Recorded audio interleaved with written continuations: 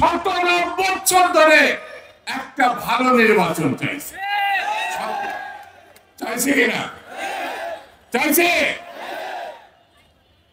আজকে যারা ক্ষমতায় আছেন তারা বলছে এত তাড়াতাড়ি কেন, এত তাড়াতাড়ি কেন? আরে আপনার কাজটাকে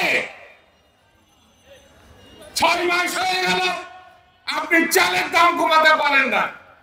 6 মাস হয়ে গেল গরিব মানুষ যা ইনকাম করে তা বাড়াতে পারেন নাই, কাজের সংস্থান করতে পারেন না। লক্ষ লক্ষ মানুষ বেকার।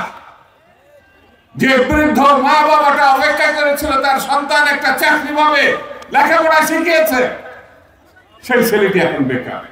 সেই ছেলে বাপ মার সামনে গিয়ে দাঁড়াতে পারে না, মাথা নিচু করে চলে। সে ভালো সাবজেক্টে পড়েছে, ভালো রেজাল্ট করেছে, রাষ্ট্রের দায়িত্ব ছিল তার একটা চাকরি দেওয়া। আপনি মিস্টার ইউনূস সাহেব, আপনাকে আমি পছন্দ করি। আপনি বিচক্ষণ ব্যক্তি, আপনি দেশের সফল বিদেশের সফল, দেশের মানুষ চেনে বিদেশের মানুষ চেনে, কিন্তু 6 মাসে তো লবণাঙ্কা কিচ্ছু করতে পারেন না, কিচ্ছু কিচ্ছু। সিন্ডিকেটের কথা শুনি, বাজার সিন্ডিকেট হাসিনার আমলে যেটা ছিল এখনো সেটাই আছে, কোনো কোনো ক্ষেত্রে আর শক্ত হয়েছে। আর সামনে হচ্ছে আমার রোজা।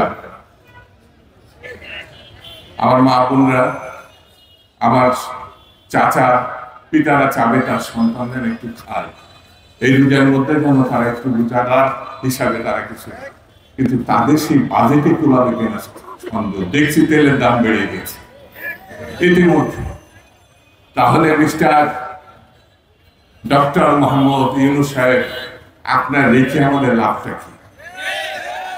এই কথা যদি কেউ তোলে, আমরা বিএনপি তো আপনার সাপোর্ট করি, তাহলে বিএনপির মুখটাই বা আপনি রাখলেন কোথায়?